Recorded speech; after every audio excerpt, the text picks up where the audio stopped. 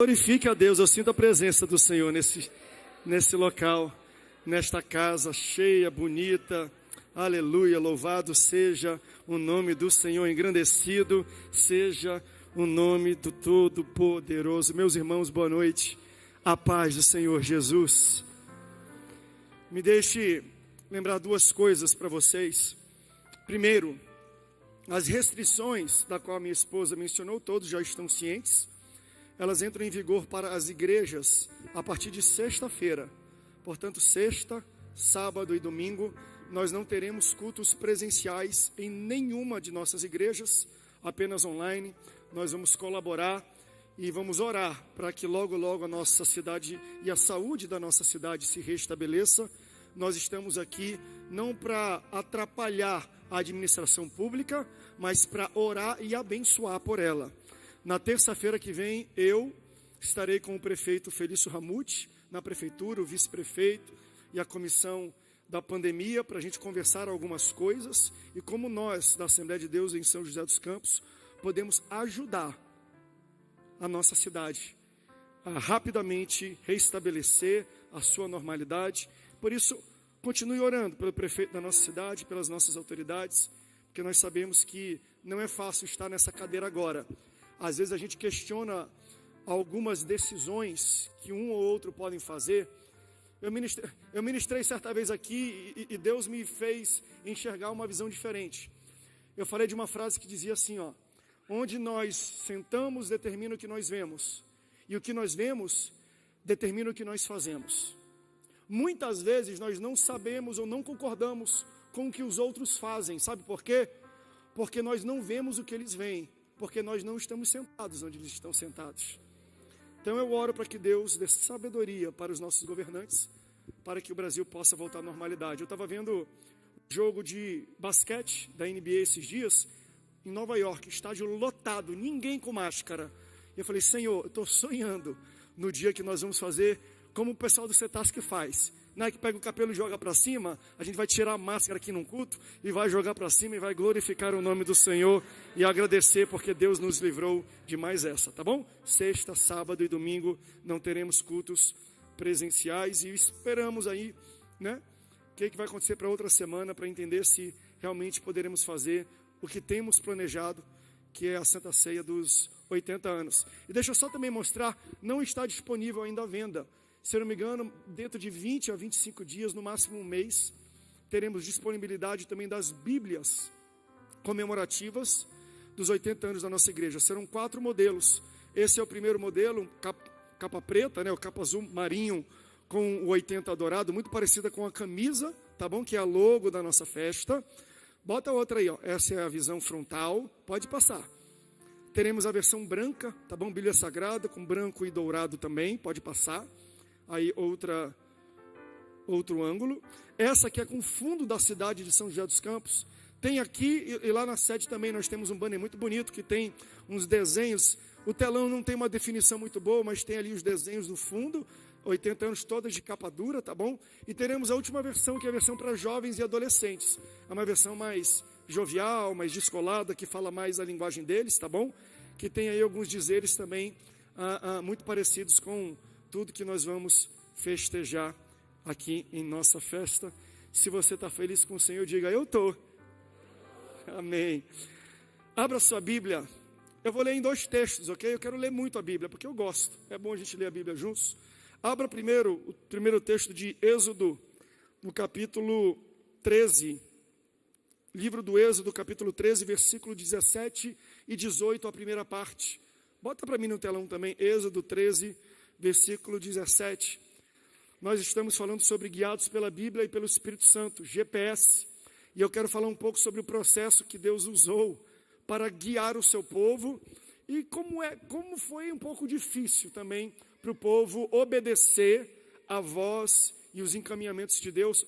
Olha o que diz Êxodo 13, 17 e 18, a primeira parte. Ora, quando o faraó deixou ir o povo, olha isso, Deus não o conduziu pelo caminho da terra dos filisteus, se bem que fosse mais perto. Ou seja, saindo do povo do Egito, Deus não levou eles pelo caminho mais curto, não. não levou pelo caminho mais próximo, porque Deus disse, para que porventura o povo não se arrependa, vendo a guerra, e volte para o Egito. Versículo 18, primeira parte. Mas Deus fez o povo rodear pelo caminho do deserto, perto do Mar Vermelho. Deixa eu só fazer uma consideração, depois a gente vai ler o segundo texto, que está em Êxodo 32, versículo 1. Esse texto diz o seguinte: Deus, que nos guia e que nos conduz, às vezes, eu não vou dizer nem geralmente, nem a maioria, nem a minoria, porque eu não sei, mas às vezes, nesta ocasião, Deus guiou o povo não pelo caminho mais curto, mas pelo caminho mais longo.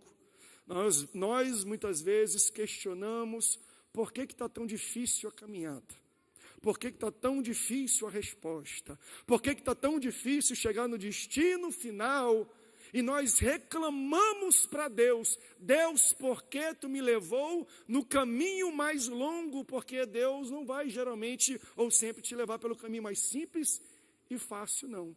Normalmente, Ele nos leva pelo caminho mais longo, e o texto diz ali, fez isso porque não queria que o povo se arrependesse pelas guerras que eles enfrentariam se eles fossem no caminho mais curto.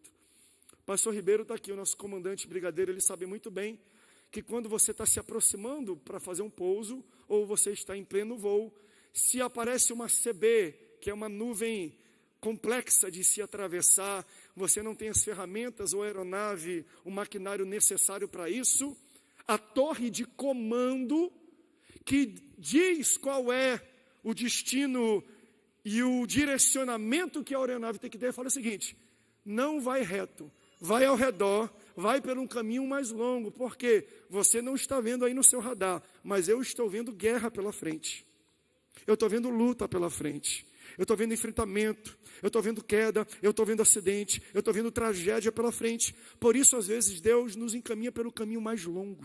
Ele nos leva ao redor, não é para machucar a gente, não é porque Deus quer o nosso mal, não é porque Deus gosta de ver a gente sofrer, não, é que se a gente fosse pelo caminho mais curto, o sofrimento era inevitável, e Deus às vezes fala, além de te livrar dos inimigos grandes, que vocês não estão preparados para enfrentar, eu vou levar vocês pelo caminho mais longo. Por quê? Porque durante o processo eu vou preparar, eu vou dar musculatura, eu vou dar talento, eu vou levantar vocês para vocês enfrentarem os gigantes que vocês, se fosse muito prematuro, muito rápido, vocês não estariam prontos, nutridos. Você já viu que uma criança prematura tem que ficar na incubadora?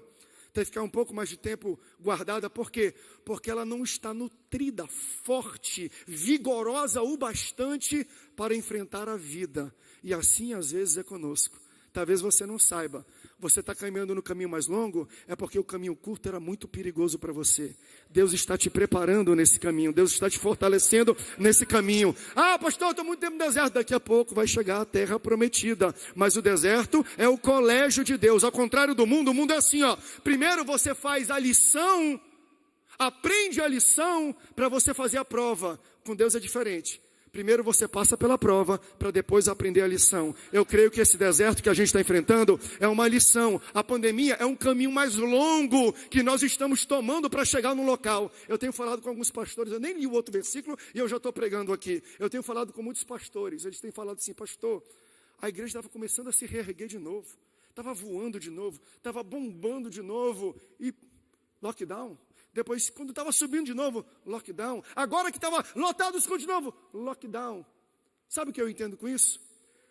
É que Deus está nos preparando para a terra prometida. Se você acha que já está bom desse jeito, é porque você não viu o que Deus tem preparado para você. E Ele está dando para a gente musculatura, Ele está dando para a gente fé, Ele está dando para a gente vigor, intrepidez, para a gente realmente entender o que Ele tem preparado para a gente.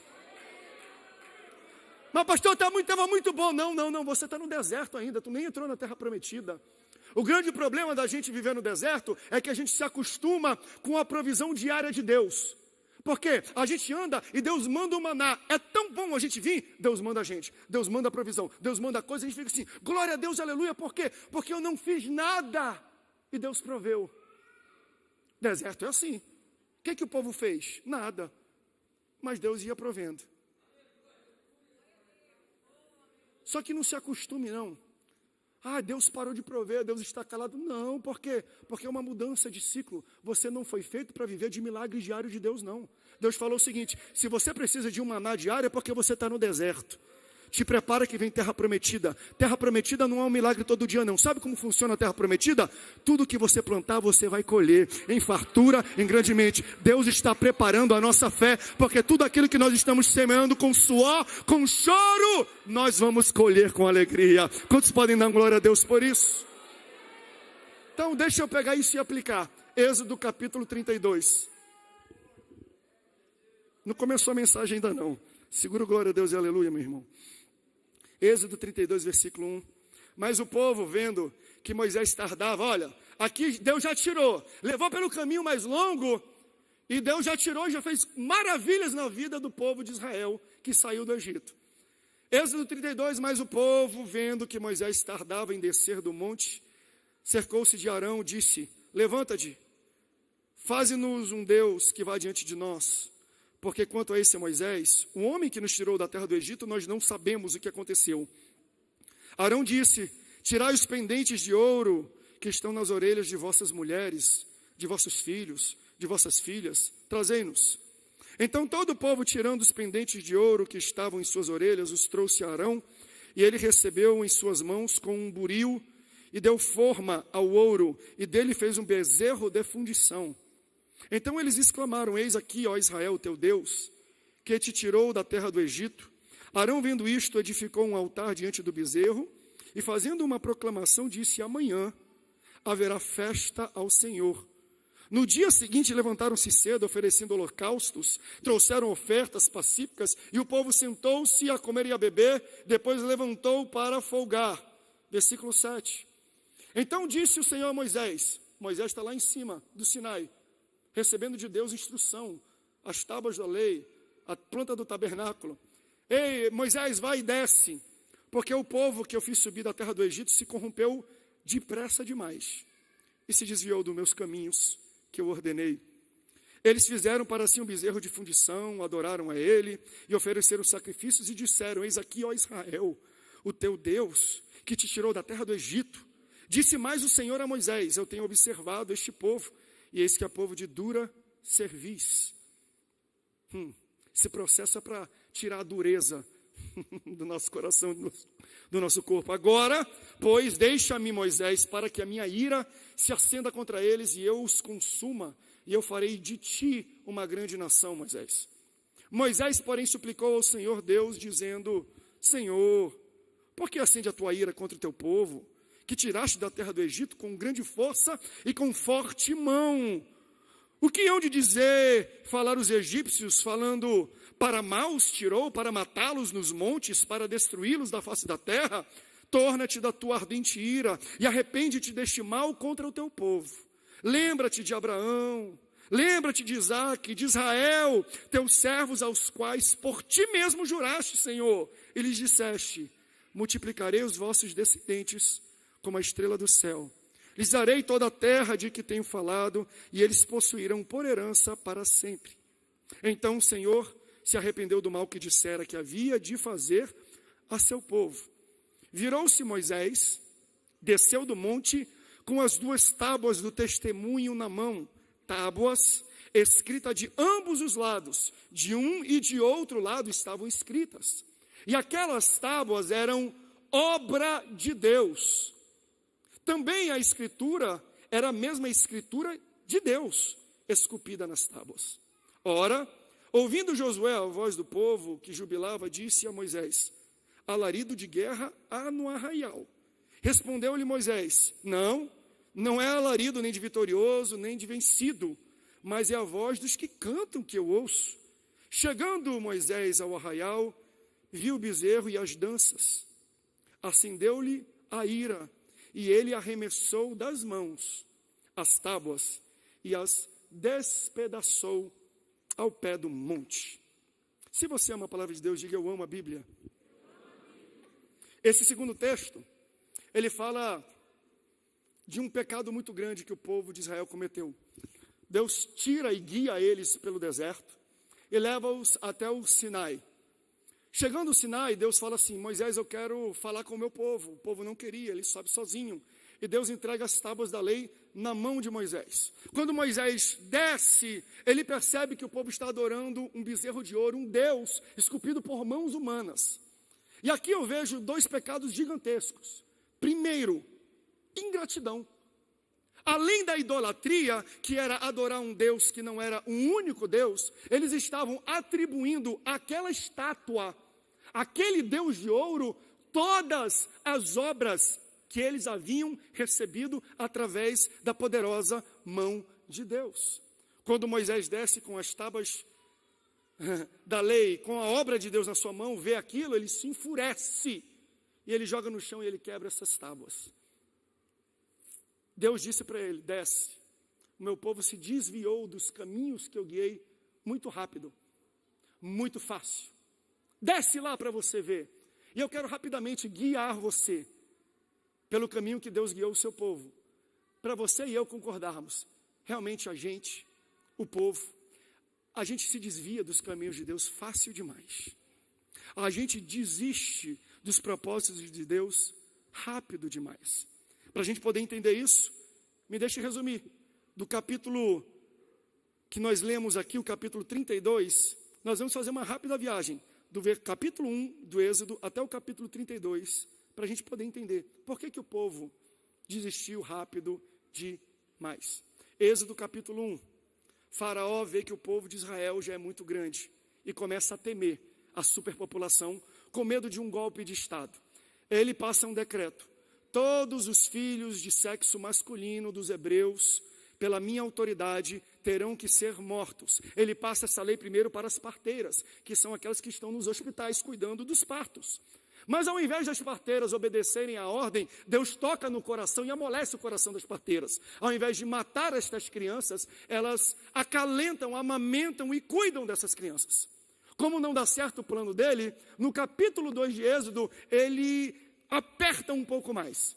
Ele fala: não são mais as parteiras agora, mas qualquer egípcio dessa terra tem autorização e autoridade para, encontrando um menino hebreu de até 3 anos, novinho, criança, tem a minha autorização de pegar essa criança e jogar ela no Nilo.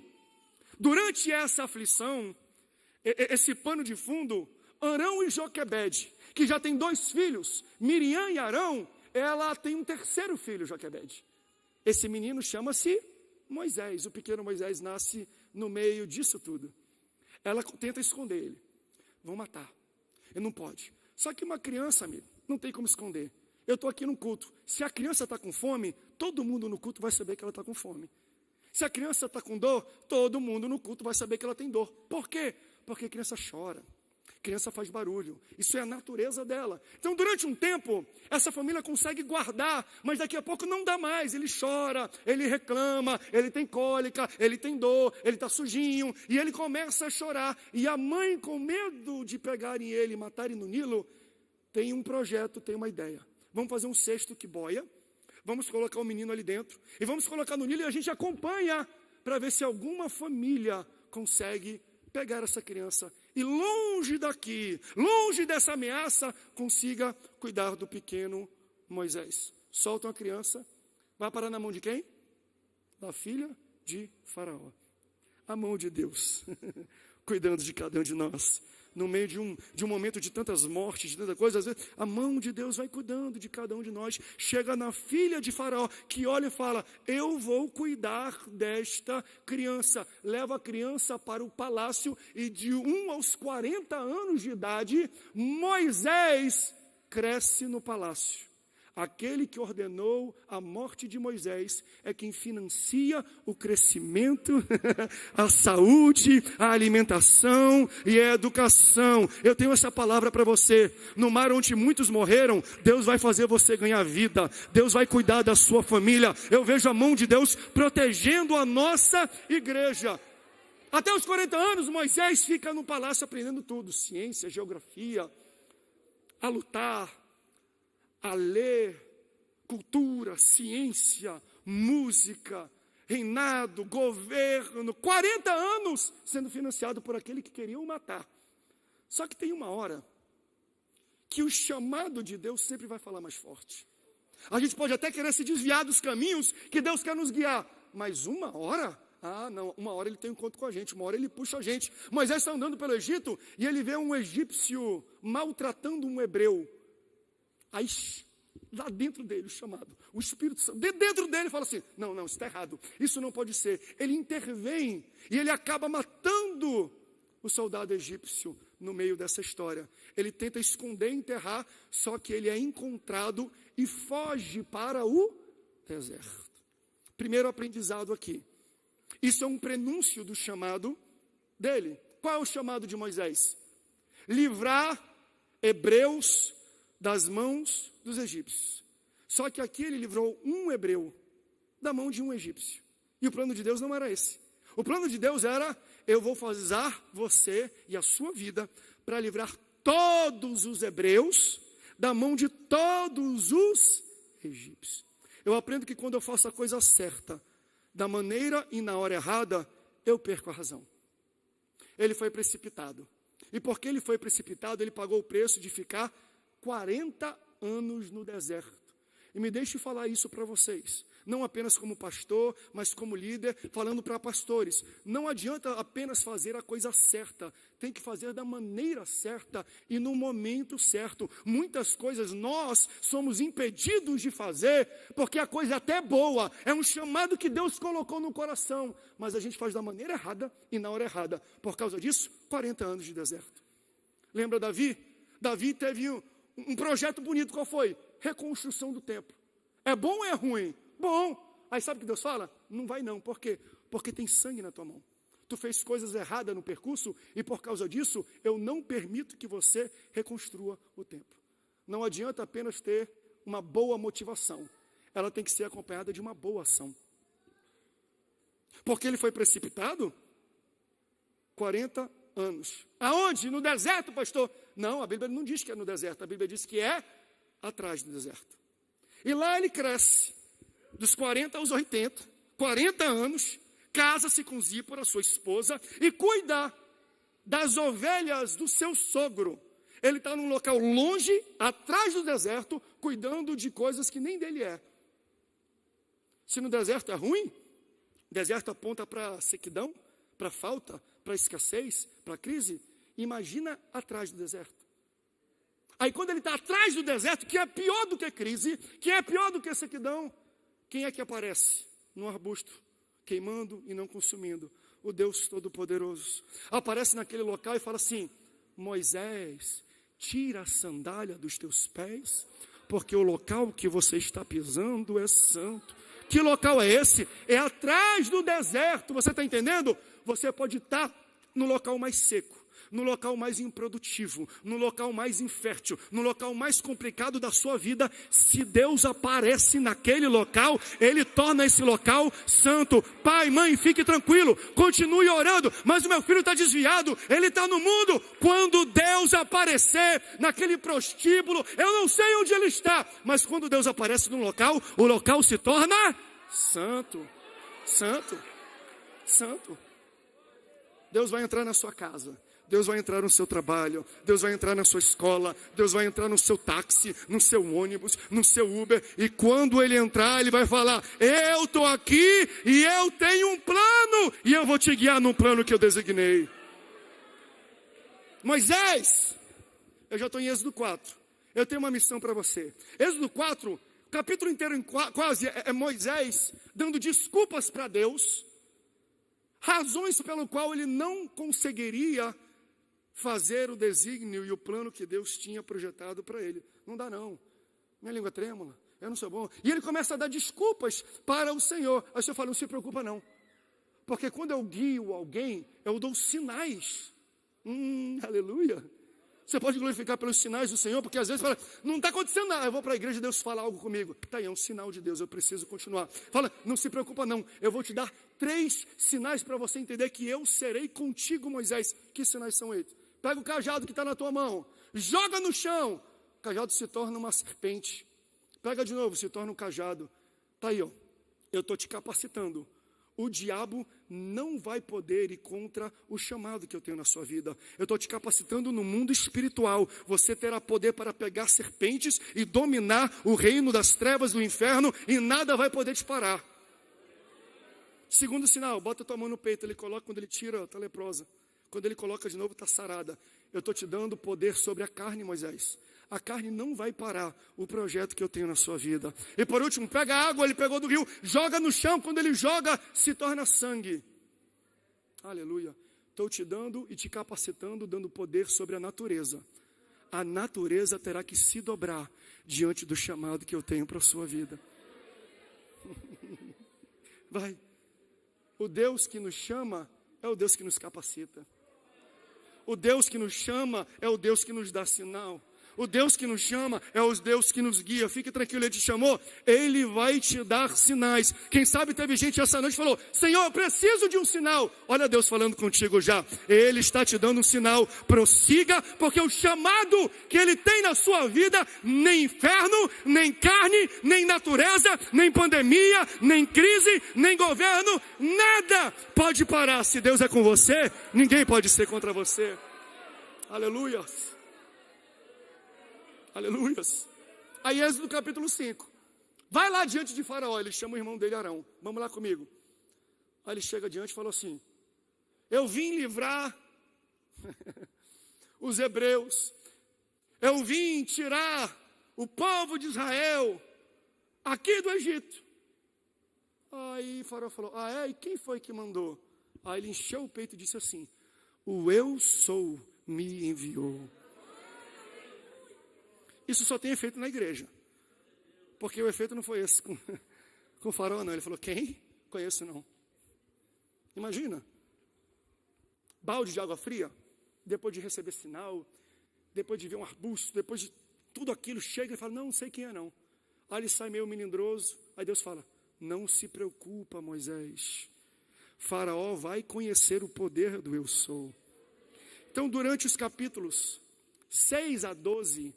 Deus envia 10 pragas para o Egito, mostrando o poder do eu sou, contra aqueles que se levantam, contra quem é chamado de Deus.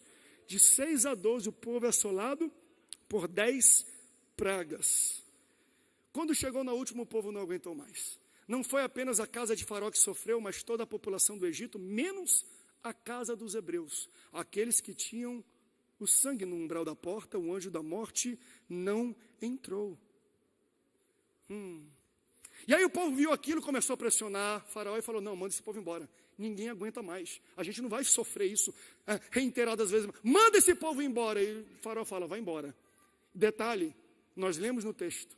Quando eles vão embora, o povo tira pendente, tira brinco, tira colar, tira tudo que eles têm de ouro e de joia do corpo e entregam para os egípcios.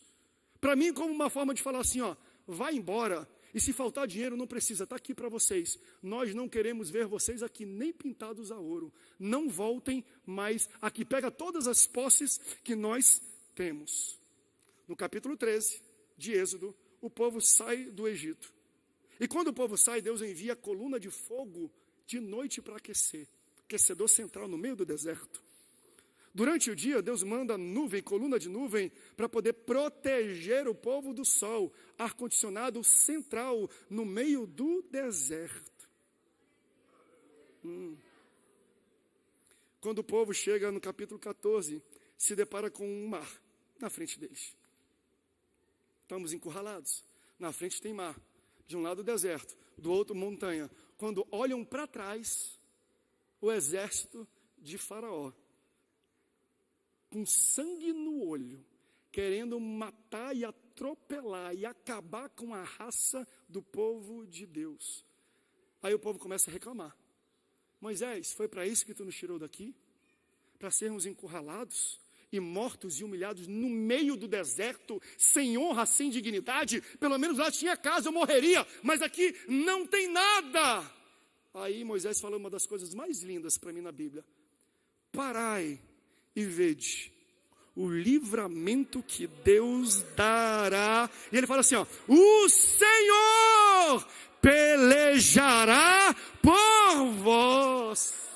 Aleluia, aleluia. E ele falou na fé. Por que ele falou isso na fé? Porque depois de falar nisso, ele chegou: Senhor, eu disse para o povo que tu ia pelejar por nós. Eu disse para o povo esperar que tu faria algo. E agora, Senhor? Ele falou: Moisés, por que reclamas? A mim, diga ao povo que...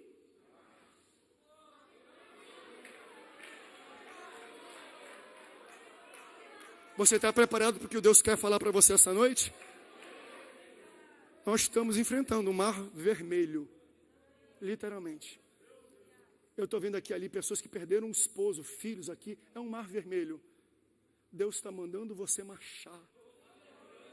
Deus falou: não acabou por aí o meu plano, não. Vocês vão chegar na terra prometida. Eu sei que existem algumas coisas e eu trato no meu tempo, eu cuido, eu recolho. Nada acontece sem passar pelo filtro da minha onipotência, onipresença, onisciência, da minha soberania. Passa tudo pela minha mão. Mas a palavra de Deus para São José dos Campos nessa noite é: marche, marche, marche. Senhor, vai marchar para onde, Senhor? Tem um mar na nossa frente. Aí o Senhor fala: Moisés, tu não lembra do sinal, não? O que tu tem na mão? Tem um cajado, que ora é cajado, ora é serpente. Falou: pois é, agora esse cajado que é serpente vai se tornar uma chave, aponta para o mar vermelho, que o mar vai se abrir, e esta porta eu estou preparando para o meu povo. Ele aponta, o mar se abre, o povo passa a pés enxutos. Quando eles atravessam, eles olham para trás.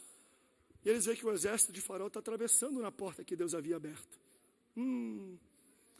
Senhor, e agora? Aquela porta que tu abriu, Senhor. O exército também está passando e vai alcançar a gente, vai matar a gente. Ele: Moisés, o que tu tem na tua mão, rapaz? Senhor, eu tenho um cajado, que ora é serpente, ora é chave. Pois é, chave que abre de um lado... é a mesma chave que fecha do outro. Aponta de novo para o mar. Aponta de novo, Moisés, para o mar, que o mar vai se fechar. Ele aponta, o mar se fecha. O povo louva ao Senhor. A gente entra no capítulo 15. Ele e a sua irmã Miriam começam a dançar na presença de Deus. Aí chega. É só um capítulo de alegria, porque logo depois tem reclamação. Capítulo 16, Êxodo 16. O povo reclama, porque Deus está mandando maná. Só que maná é muito seco. O povo quer carne. Não dá para comer maná todo dia. Quem gosta de ficar comendo pão todo dia, pão sem nada? Eu lembro que a gente ia para retiro. Não foi o retiro de casais. Aquilo ali foi chique demais. Aquilo ali já é terra prometida. Mas eu já passei pelo deserto dos retiros da Assembleia de Deus, onde não tem água aquecida, onde é um chuveiro para 70 meninos, onde é cheio de carapanã, de mosquito, de pernilongo, você deita no chão. Aí a gente comprou colchonete. Sabe aqueles colchonetes que vendem na loja americanas, que parece um guardanapo dessa grossura assim? Aquilo e nada é a mesma coisa. Aí a gente chegava, hora do lanche. A gente abria, a gente chamava de pão com epa. Sabe por quê? A gente pegava o pão, abria, epa, não tem nada. Moisés, ninguém aguenta mais comer maná, seja lá o que é. O povo quer carne. Senhor, o povo quer carne. Não tem problema não. Manda o povo levantar a mão.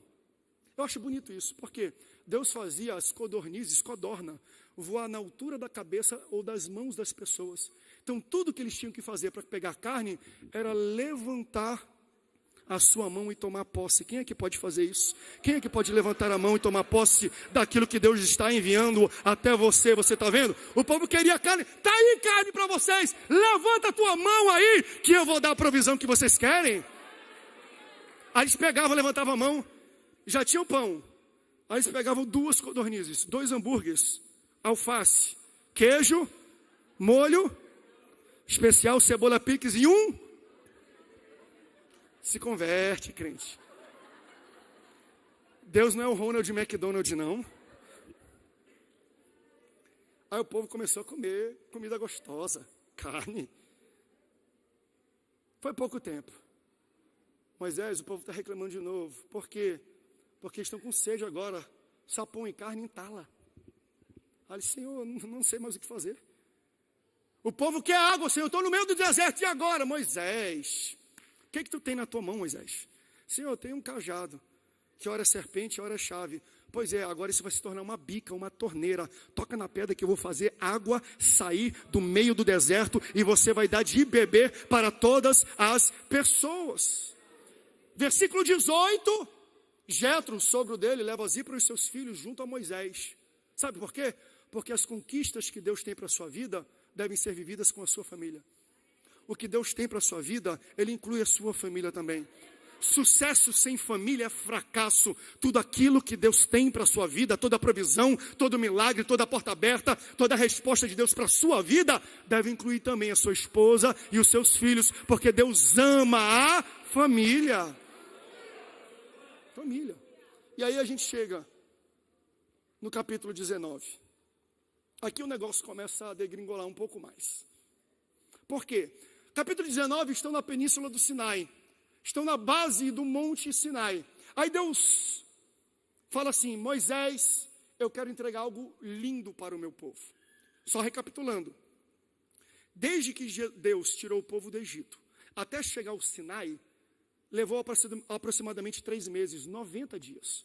Então eles viveram 90 dias de experiências sobrenaturais.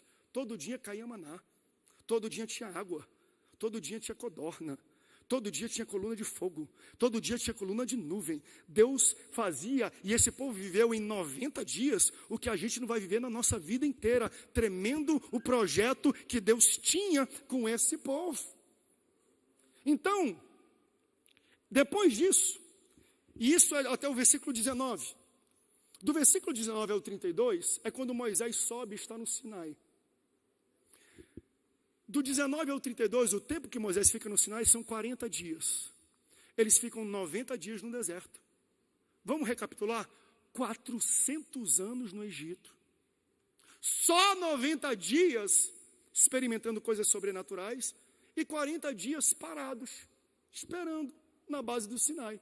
Porque Deus desce, e quando Deus desceu, deu trovoada, deu fogo, deu luz reluzente em cima, no cume do monte. Aí o povo ficou com medo. Falou: mas a gente não vai subir não, estamos com medo. Que é isso?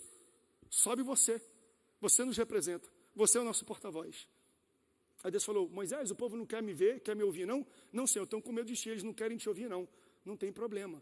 Diga para o povo que se eles tocarem, os animais deles tocarem na base do monte, serão fulminados instantaneamente. Porque quem não quer ouvir a minha voz, eu vou impor limites. E tu sobe. Aí ele sobe. Durante, gente, 40 dias, ele tem experiências sobrenaturais com Deus. Deus dá para ele a lei civil, a lei moral, a lei religiosa, a planta do tabernáculo, os utensílios do tabernáculo, diz como os utensílios e que material deve ser feito, quem deve fazer esses materiais. E Deus faz para mim a obra-prima. Ele esculpe com a sua própria mão 2 tábuas. E ele, com a sua própria caligrafia de Deus, escreve com o dedo os 10 mandamentos. Então, Êxodo 24 é a última visão que o povo tem de Moisés, subindo. A nuvem cobrindo ele e não consegue ver mais nada. De Êxodo 24 a 32, 40 dias se passam lá em cima. Nesses 40 dias, o povo fala: cadê Moisés? Sumiu, morreu, não vai aparecer mais não. Vamos fazer para a gente um Deus. Porque a gente não tem mais quem guia a gente não tem mais líder.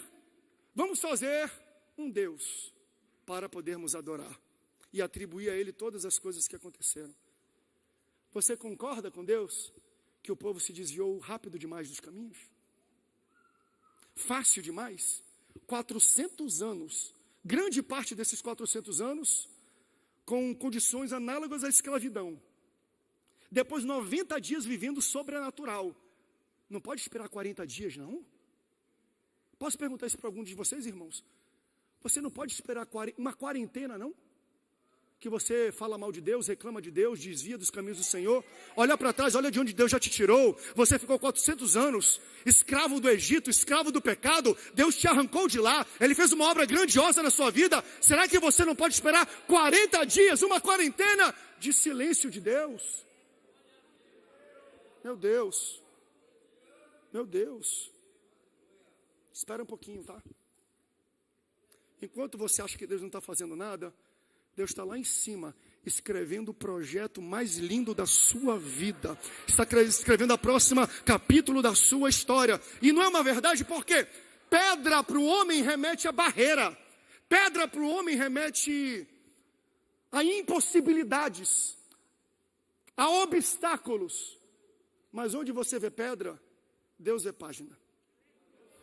Foi na pedra que Ele está escrevendo o próximo capítulo da sua vida. Aquilo que Ele está escrevendo nos momentos mais difíceis da nossa vida. Espere mais um pouquinho. É bênção para a tua casa e bênção para a sua vida. Aí esse povo, Arão, demorando, faz para a gente aí um bezerro de ouro. E aqui é muito simples a gente entender. Ele, a Bíblia fala, ele fez através de um buril de fundição um bezerro. O que é isso? É quando você pega ouro, queima ele até ele derreter, e você pega o ouro líquido, o metal líquido, coloca numa forma, num molde, e quando esfria, ele toma a forma do molde. Então você lembra dos pendentes do ouro que o povo egípcio deu para o povo de Israel quando eles estavam indo embora? Então Arão falou assim, ó, me dá todo esse ouro do Egito, que a gente vai derreter e vai colocar dentro dessa forma, e nós vamos fazer um Deus, um bezerro de ouro. O ouro eu sei de onde veio.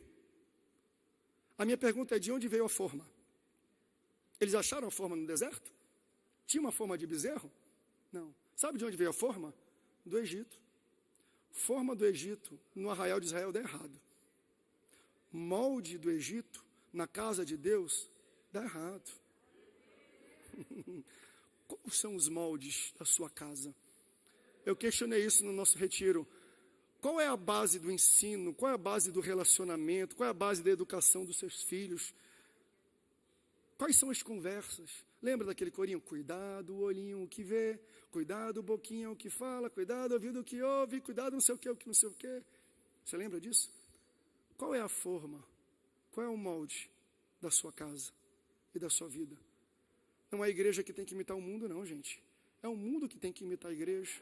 Nós não precisamos da forma do mundo para ver a manifestação de Deus. Nós não precisamos do molde do mundo para ver a provisão de Deus aqui dentro desta casa. Molde do mundo dá problema dentro da casa do Senhor. Aí Deus já sabe o que está acontecendo. Fala, Moisés, desce. Por quê? Porque o povo se corrompeu rápido demais. Eles fizeram um bezerro de ouro e atribuíram a este bezerro tudo aquilo que eu fiz. Aí Deus faz uma proposta para Moisés. Faz o seguinte, Moisés. Eu vou acender a minha ira e eu vou exterminar esse povo. E ele propõe algo parecido com o que propôs para Noé. Só que Noé foi de proporção mundial, universal. Aqui foi proporção local. O que ele fez com Noé? Eu vou recomeçar, reiniciar a humanidade através da tua família, Noé. O que ele está falando para Moisés é a mesma coisa. Moisés, deixa eu matar todo mundo, que eu vou reiniciar o meu povo através de ti. Aí Moisés fala assim, não, Senhor. Não. Arrepende-te da tua ira. Nem vou entrar muito nisso. Pastor Ribeiro pode falar muito bem aqui, mas o arrependimento aqui não é arrependimento do homem, não, tá?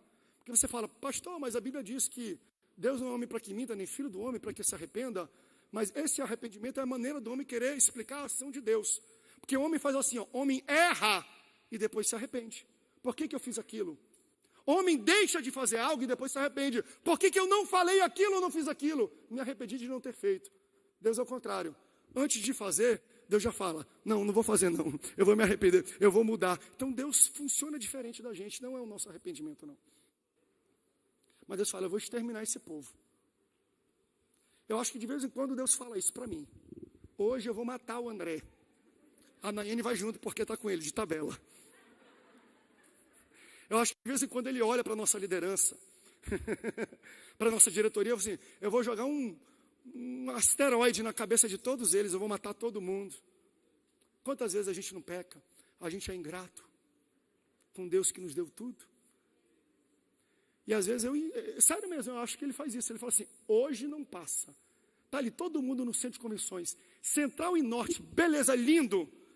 600 coelhos com uma cajadada só. Vai ser só um em cima do centro de convenções que eu extermino com todo mundo.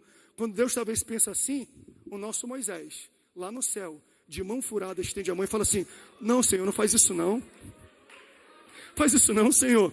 Lembra da tua promessa. Lembra-te do teu amor. Eu desci e eu morri por eles. Quantos podem glorificar a Deus? Porque tem alguém que intercede por você diante do Pai. E quem intercede por você não é a mãe não, é o próprio filho que está intercedendo por você. A mãe precisa de intercessão. Não faz isso não. Aleluia. Aí Moisés desce. Já estou terminando. Se o pessoal quiser subir aqui.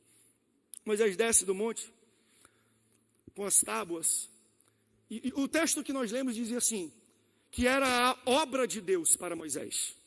Nós somos pentecostais, assembleiano. O que é obra? Para assembleiano? É a mesma coisa que trem para mineiro. É tudo. Esse trem, essa obra, não é? Por quê? Porque ele fala, a minha família é obra de Deus para a minha vida. Essa igreja é obra de Deus para a minha vida. Vocês são obras de Deus para a minha vida e para todos os pastores. Tudo que Deus faz na minha vida é obra de Deus. Quantos aqui tem obra de Deus? Quantos já receberam alguma obra? Então, para a gente até, tudo é obra de Deus. Então o texto fala, está aqui, Moisés. Pega, e essa é a obra que eu tenho para ti e para o povo. Leva lá. Aí Moisés vai descendo, com as tábuas esculpidas pela mão de Deus. E a caligrafia deve ser uma letra bonita, hein? A letra do próprio Deus. Ele desce. E quando ele vê aquele barulho de adoração, não parece guerra. Eu não estou ouvindo barulho de vencedor nem de perdedor. Parece festa. Aí quando Moisés desce e vê aquele bezerro sendo adorado, a ira dele que se acende. Ele não acredita no que ele está vendo. Ele se sente traído. E ele pega a obra de Deus na vida dele, joga no chão e despedaça. Por que eu dei toda essa volta? Para chegar nesse ponto final. O povo pecou contra Moisés. E errou contra Moisés e pecou contra Deus. Daí Moisés jogou a obra no chão. A minha simples recomendação para você, baseada nesse fato, é: não quebre a obra de Deus na sua vida porque alguém errou contra você. A gente é machucado todos os dias por alguém. Geralmente a gente é machucado por quem está perto da gente. Não é? Porque a gente só é machucado quando a gente está vulnerável. E nós só somos vulneráveis por pessoas íntimas. Geralmente são essas que nos machucam. E quando elas nos machucam, eu conheço quantas pessoas eu não estou tratando durante essa pandemia, voltando para a igreja, mas pessoas que foram machucadas, que se desviaram dos caminhos do Senhor, que fizeram as coisas absurdas no mundo, porque aqui dentro, no arraial de Israel, foram machucadas. Porque viram algo, ouviram algo, ou lhe disseram algo, e elas se sentiram tão machucadas, que elas pegaram a obra de Deus, e arremessaram e despedaçaram no chão. Não quebre a obra de Deus na sua vida, porque alguém errou contra você. Fique de pé. Depois de quebrar, aleluia, sinta a presença de Deus aqui.